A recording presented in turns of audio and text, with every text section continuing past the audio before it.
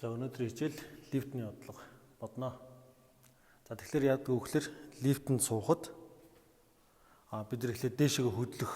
За тэгээ дээшээ хөдөлж аваад зогсох гэдэг энэ тохиолдолд бол хурдтгал мэдрэгддэг. За ямар үед вэ гэхээр одоо жишээ нь ингээд дээшээгээ болохоор хөдлөх юм бол хурд хугацааны диаграмаас харах юм бол эхлээд хурд тийг байжгаад хурд нь өсөөд тэгээ хурд тогтмол болоод тэгээд удаашрдаг. За лифтэнд бол ийм бол хөдөлгөөн бол ажиглагддаг. За тэгэхээр энэ хэсэгтэр бол хурдтгал эрэг утгатай. Энэ хэсэгтэр хурдтгал тэг утгыг аавна. Энэ хэсэгтэр хурдтгал сөрөг утга авдаг. За тэгээд энэ бодмон бол ямар учиртай юм гэхээр лифтэнд ямар нэгэн бид нар ачаа зүй гэсэн. Ачаа зүй. Ямар нэг юм аст ачаа зүй. За тэгвэл энэ лифт дээшигээ хурдтгалтай хөдлөх үед энэ утасны татхуж хэрхэн өөрчлөгдөх вэ гэдэг бодлого үүсэ. Утасны татхуж хэрхэн өөрчлөгдөх. За тэгэхээр хурдтгал бол дээш яваа тохиолдолд 2 м/сек квадрат масс нь 10 кг болчихдог. За тэр үед утасны татхуужиг бол. За тэгвэл эндээс ингээ харах юм бол энэ битэд бол ерөөсөө хоёр хүч л үйлчлэнэ. Хүндийн хүч тэгээ утасны татхуж. За тэгвэл утасны татхуж дээшээ хүндийн хүч доошоо тохиолдол энэ битийг юу ингэж дээш нь өргөж байгаа юм бэ гэхээр энэ утас татаж энэ битийг хөдлөж байгаа. Тэгэхээр бие дүүцлэх хүчнүүдийн нийлбэр нь тухайн масста бидэд хурдтгал олгоно гэж үзэх юм бол тэгээд нэмэх нь mg тэнцүү m a. За энэ бол Ньютоны 2 дугаар хуулиар бодно. За гэхдээ бидний энэ бичиж байгаа энэ систем нь бол лифтэн дотор биш. Лифтний гадна байгаа хөдөлгөөнгүй байгаа тооллын системээс харж байгаа.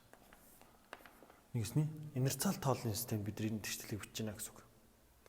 За тэгээд үзэх юм бол энэ нөхрөнгөл лифтний гаднаас харах юм бол энэ нөхөр дээшээ А гэсэн хурдталтай хөдлөнө. Юу татчих байгаа юм гэхээр утасны татхуж, хүндийн хүч гэсэн энэ хоёр хүч л үйлчилж байгаа. За тэгэх юм бол энэ дээр бол юу болох вэ гэхээр дээшээ чиглэл эрэг гэж үзвэл усны татхуж эрэг болно. Хүндийн хүч сөрөг болно. Тэнцүү ма болно. А-гийн чиглэл бас энэнтэйгээ дагуу байгаа учраас эрэг болно. Эндээс тэгвэл Т тэнцүү м нэмэх нь G дээр нэмэх нь А.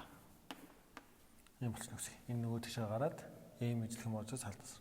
За тэгвэл эндээс утасны татхуж юу болох вэ гэхээр 10 кг-ыг үржих нь 10 м/сек квадрат дээр нэмэх нь 2 м/сек квадрат.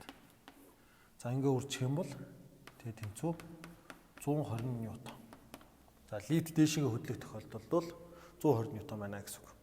За тогтмол хурдтай хөдлөж явахад бол хурдтгал бол тэг болно. Тэгэхээр яг энэ тохиолдолд дээшээ явж байгаа 2 м/сек квадрат хурдталтай хөдлөхөд утасны татхуж 120 ньютон. За тэгвэл энийг хэдүүлээ Т1 тохиолдол гэж. Т1 гэж. За тэгвэл энэ үед бол утасны татхуж бол 120 ньютон. Энэ үед юу болох вэ? Нэгснээ лифт тогтмол хурдтай хөдлөж байгаа. Тогтмол хурдтай хөдлөж явах үед энэ хурдтгал тэг болно. Тэгвэл Т2 тэнцүү нэмэх нь mg тэнцүү m а нь хурдтгал нь тэг болчихно гэсэн үг. Тэгэл эндээс бол юу болчих вэ? Т2 нь mg-т тэнцүү байна. m нь 10 юм чинь эндээс Т2 тэнцүү 100 ньютон. Энэ бол хөдөлгөөнгүй байгаа үед барьж байгаа хүчтэй тэнцүү байна гэсэн үг. Энд бол Т2 тэнцүү 100 ньютон. За тэгвэл лифт доош хөдлөе. За лифт доош хөдлөх тохиолдолд энд ямар хүч үйлчлэх вэ? Бас л утасны татхуж Т3 хүндийн хүч mg юм хүч л үйлчлэнэ. Харин хурдтгал бол доошоо чиглэлд болж байна. Яа тэгэхээр энэ чинь удаашрж байгаа учраас хөдөлгөөнийхэн чиглэлийн эсрэг байна. Нэгсний энэ лифт дээшээгээ хөдлөж явах үед хурд удаашрах учраас хурдтгал доош чиглэлтэй гарч ирнэ гэсэн үг. За тэгвэл хөдөлгөөнгүй байгаа биетээс харах юм бол буюу инерциал тооллын системээс харах юм бол гэж. За энд бол Т3 дээр нэмэх нь mg тэнцүү ma гэсэн үг. За энийг хэдүүлээ бас A3 хүчинд A2 нь 0. За энд A1 гэж. За тэгэх юм бол энд A3 байна. За тэгвэл эндээс юу болох вэ гэхээр дээшид чиглэлийг би эрг гэж сонгоод авчий. Тэгэх юм бол Т3 нь эрг, mg нь сөрөг, тэнцүү. Энэ хурдтлын чиглэл доошогоо учраас энэ чиглэлийн эсрэг болно гэдэг чинь хасах тэмдэгт олно гэсэн үг. За тэгэхээр энэ хурдтлын чиглэл ч гэсэн энэ чиглэл дээр тооцогдно. Яа гэвэл энэ бол вектор хэмжээ түүнээр бичиж байгаа учраас. За эндээс зүйл юу болчих вэ гэхээр Т3 тэнцүү, mg нөгөөд шахаараа эрэг болно, mg-гээс хасах нь ma3. Эндээс бид нар Т3-ыг олох юм бол ийм их хаалтаас гаргалаад G-гээс хасах нь A3. За энэ доош явж байгаа хурдтгалыг нь бас 2 м/сек квадрат гэдэг өгөх юм бол Т3 тэнцүү ийм 10 кг.